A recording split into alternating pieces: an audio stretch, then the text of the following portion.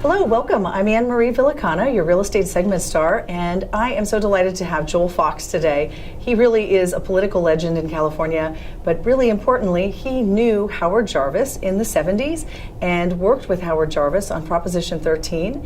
He also knows so much about it. He wrote a book about Proposition 13, and he also has a political blog called Fox and Hounds, which I hope that all of you will visit afterwards. So welcome, Joel. Thank you, Anne-Marie. It's really, truly a pleasure to have you here. I appreciate the invitation. So since you really understand the history and the whole scope of Proposition 13, it's been around for 40 years now. Yep. It was enacted in 1978.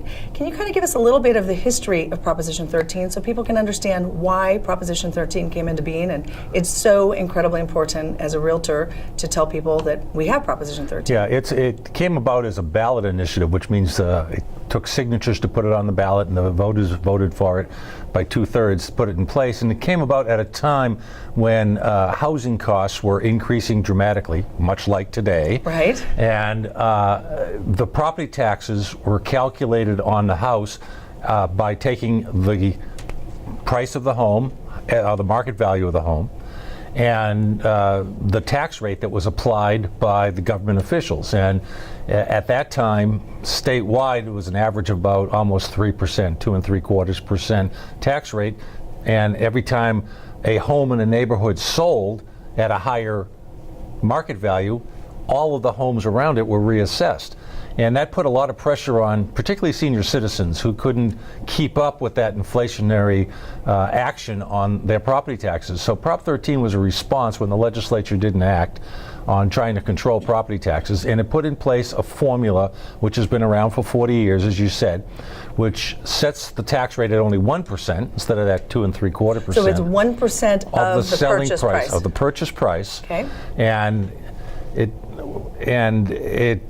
can take your 1%, say, so if you have say $1 million. $1 million is a good number. So is that $10,000? $10,000. And then it can go up 2% a year if inflation goes up that high. So you have certainty in your taxes.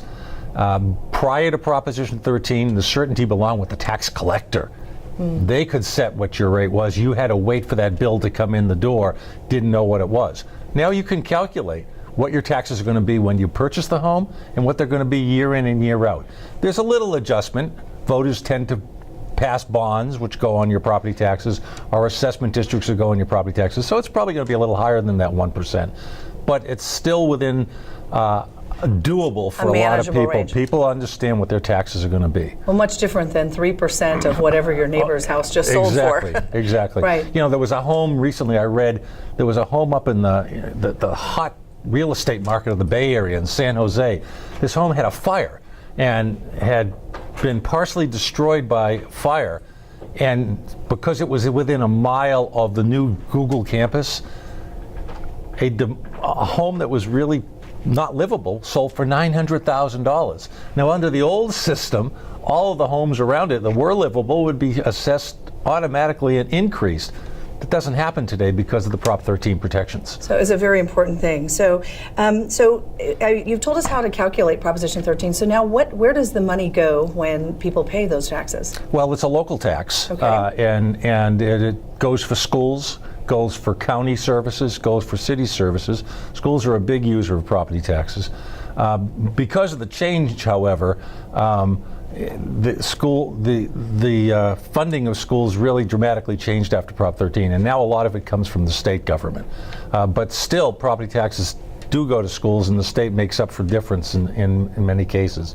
But it is a local tax. People think it's controlled, goes to Sacramento. It does not go to Sacramento. But of course, legislators in Sacramento have a great influence. They can tell locals how to use the money, but it is a local tax. Well, just like in our local area here, there are so many home sales that are taking place, and the prices are really quite high. So you'll take the grandmother that has been living in the house for so long with a very low property tax base suddenly goes up a huge amount. So sometimes we hear about how our taxes are being taken away and Proposition 13 has been hurting us. Is that really accurate? Look at taxes from property taxes have been the most steady tax of all the taxes we have. sales taxes are on a roller coaster, income taxes are on a roller coaster. Property taxes for 40 years, except for the Great Recession that we had a few years ago, steady climb, about 7% a year increase. Beats inflation, beats population growth.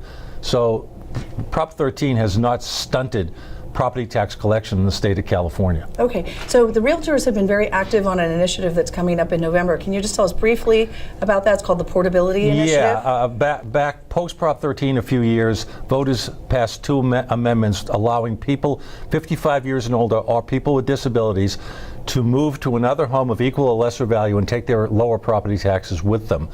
The second amendment allowed counties, that was within a county. The Second Amendment allowed other counties to participate.